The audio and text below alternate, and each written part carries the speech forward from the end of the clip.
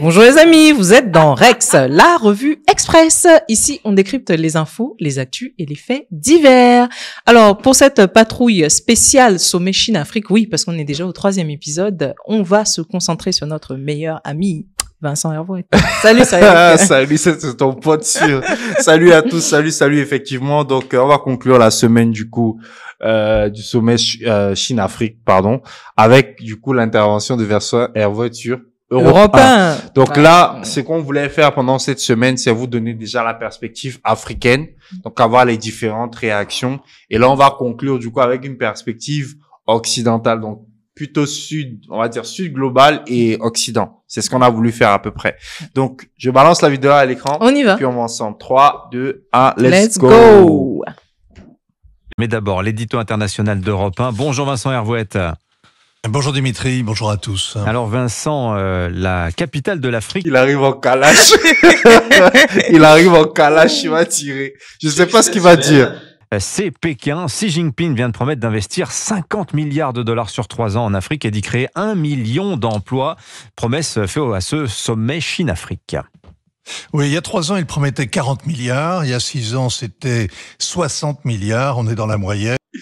On est dans la moyenne. L'argent coule à flot et ce forum de la coopération sino-africaine s'étale sur toute la semaine.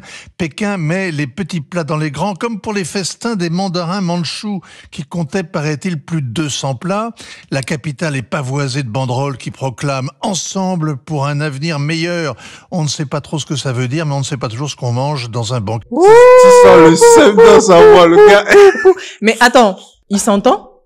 Qu'est-ce que Paris a fait il y a quelques mois là? Ces Jeux Olympiques, c'est pas le même genre de messe. Bon, là c'était sportif et non pas entre guillemets économique, mais ça a une visée économique après tout. Après, je pense qu'il dit ça pour en gros on endort les Africains avec des futilités. Quoi. Il faut choquer pour plaire, mais ils ont quand même la haine parce que les Chinois déroulent le tapis rouge aux Africains, chose que la France actuellement n'arrive pas à faire.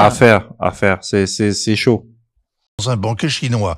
Les médias répètent inlassablement que c'est l'événement diplomatique le plus important depuis le Covid, c'est-à-dire davantage que le voyage officiel de Vladimir Poutine au printemps ou les visites répétées d'Anthony Blinken. C'est-à-dire qu'aux yeux de Pékin, l'Afrique passe avant la Russie et l'Amérique, Vincent. Évidemment, il fallait voir hier soir la garde d'honneur, le ballet des danseuses, le gigantisme inhumain du palais du peuple. Tout était fait pour impressionner les invités au dîner de gala. Xi Jinping et sa femme Peng Liyuan accueillaient les dirigeants africains venus en couple.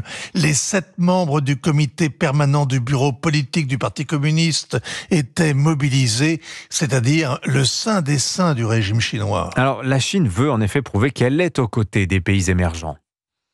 À leur côté, mais un peu au-dessus, vu les milliards de dollars qu'elle déverse sur le côté. Hervouet. Mais en fait, c'est exactement ce que tu étais en train de dire. C'est ça. Il est en train de montrer que les Chinois ne font que nous endormir ça. en nous servant, entre guillemets, ce qu'on aime bien. Ouais, les Africains, bon, on va bien manger. Ils nous aiment bien, ils nous ont considérés. Et puis derrière, en termes de business et partenariat, sur le continent, aux côtés du Sud global pour fonder un nouvel ordre international, c'est-à-dire contre l'Occident et les valeurs qu'il prétend imposer.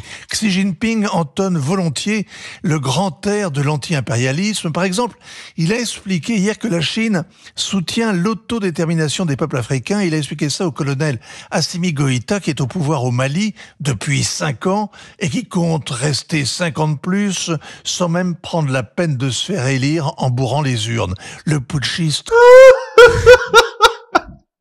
Il a mal au cœur, tu sens la haine dans le ventre. Il est fort. Non, il est fort, hein. Non, on dirait une ex toxique, vraiment.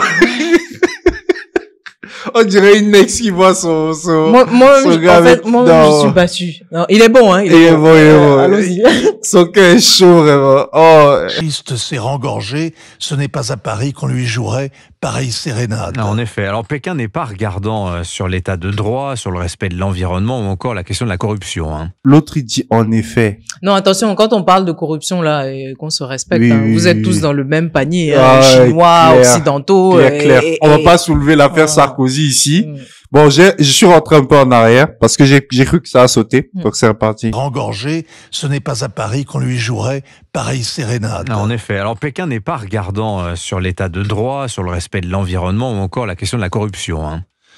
Les routes de la soie sont une politique de longue haleine. Il y a eu des prêts toxiques à des pays qui se retrouvent pris à la gorge. Il y a le pillage en règle des ressources minières agricoles. Ça te rappelle pas quelqu'un? Laisse tomber. Pour écouler les produits auxquels les Européens ont fermé leurs frontières. Tout ça est vrai, mais ce qui impressionne, c'est la continuité de cette politique. Quand un nouveau ministre des Affaires étrangères est nommé, il ne va pas à Moscou, à Téhéran ou à Washington. Son premier déplacement est toujours pour une capitale africaine. Et ça, c'est vrai depuis plus de 30 ans. Xi Jinping a fait 5 tournées sur le continent. Il a accueilli 20 dirigeants africains en visite officielle l'an dernier. Lui-même, il s'écoute. Comment on va pas accueillir quelqu'un comme ça? Il a fait plus de tournées en Afrique que voilà. même les présidents européens. Et puis rien ne vous empêche de faire la même chose. Hein. Exactement. Voilà, soyez clair. décomplexés. La C'est Chine clair. est décomplexée. Elle cherche ses partenaires, elle cherche les ressources. Elle n'a jamais caché qu'elle vient pour ça. C'est Et elle clair, dit en qu'elle, fait. elle vient, elle vous donne l'argent, mais elle veut faire aussi le partenariat C'est gagnant-gagnant. C'est Vous avez qu'à tout. faire la même chose. C'est tout. Maintenant, si nos dirigeants prennent l'argent pour mettre dans leur poche, ça c'est autre chose. On va pas blâmer la Chine pour ça. Mais au moins les intentions sont claires. En comparaison, le président Biden n'a pas mis les pieds une seule fois en Afrique et la visite d'État du président kényan à Washington au printemps était la première d'un dirigeant africain depuis 15 ans. Ne parlons pas de la France, elle avait inventé les sommets France-Afrique il y a 50 ans, Emmanuel Macron les a enterrés et là, comme ailleurs, elle s'est mise hors jeu.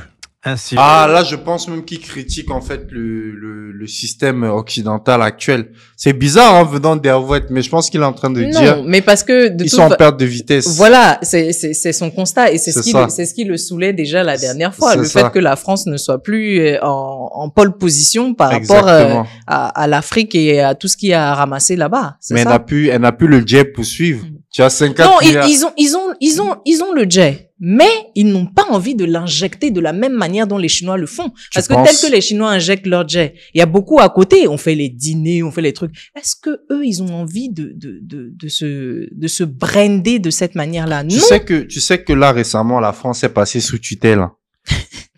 Comme la Grèce, comme l'Italie. La France, c'est comme la Grèce, comme l'Italie. Actuellement où je te parle. Non, mais- Officiellement. Je sais pas des rumeurs. Donc, sortir 50 c'est milliards. compliqué, hein. Même 50 milliards juste pour faire ta pub. Il faut avoir le rein chinois ou alors la machine à billets américaine pour le faire. Honnêtement, ça complique.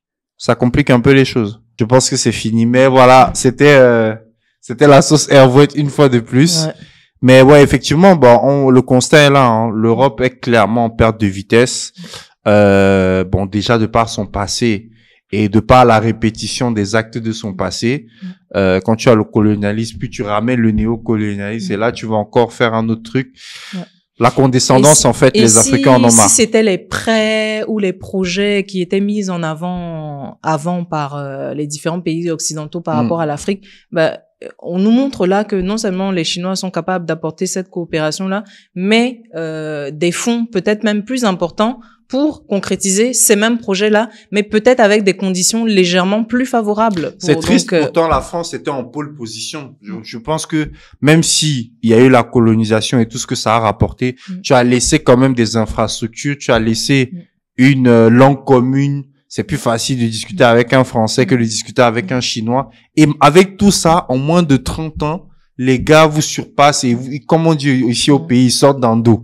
C'est un truc de fou. Abandonner, entre guillemets, les sommets France-Afrique, juste pour prouver que vous avez changé. C'est comme quand on disait qu'ils allaient changer le nom de l'agence française de développement. Juste pour prouver que vous avez changé, mais c'est les actions concrètes qui vont vous permettre. Même si tu appelais ça avant France-Afrique et que, effectivement, les pays de l'AES voyaient une avancée au niveau du terrorisme, etc.